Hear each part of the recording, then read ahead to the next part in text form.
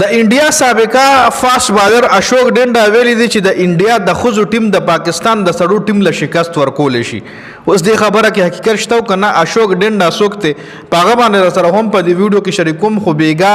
ابله شپه تقریبا د انډیا د ښځو ټیم د استرالیا د ښځو ټیم نه د ورلډ کپ سیمی فاینل وګټلو چې استرالیا پسې 338 رنزونه چیس کړل جی د ون ډے فارمیټ کو 50 اوور کې جی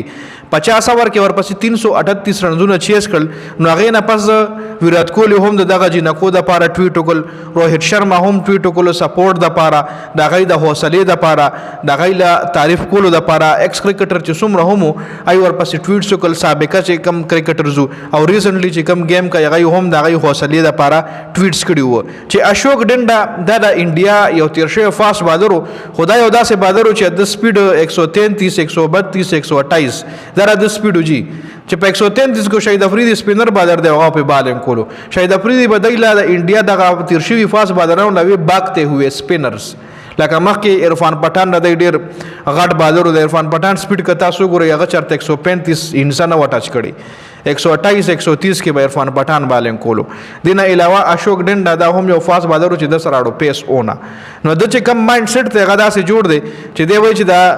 د انډیا د خوځو ټیم د پاکستان د سړو ټیم له شکست ورکول شي. خو چون کې دی کې دا امپوسیبل خبره بوله زکه ویم چې د جنکو دا ټیم چې کم دی کچری دیتا نسیم شاله درول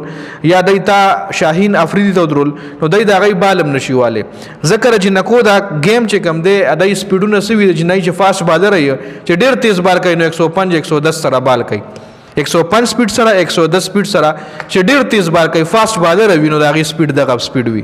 نو دای بچرته بیا را شاهین افریدي یا د نسیم شاه 135 پلس بال بدای سره ټچ کی یا د وسیم جونیئر یا داسې بل فاست بالر بیا داسې میسټری سپینر بالر په چیرې پاکستان را پرې لکه دا څه د امپوسیبل غونته خبره ده لکه د خوځو ټیم هیڅ کله هم د سړو ټیم له شکست نشي ورکوله. سړو کې الله پاک یو ایکسترا پاور اچوري وي چې هغه طاقت هغه پاور خوځو کې نه وي.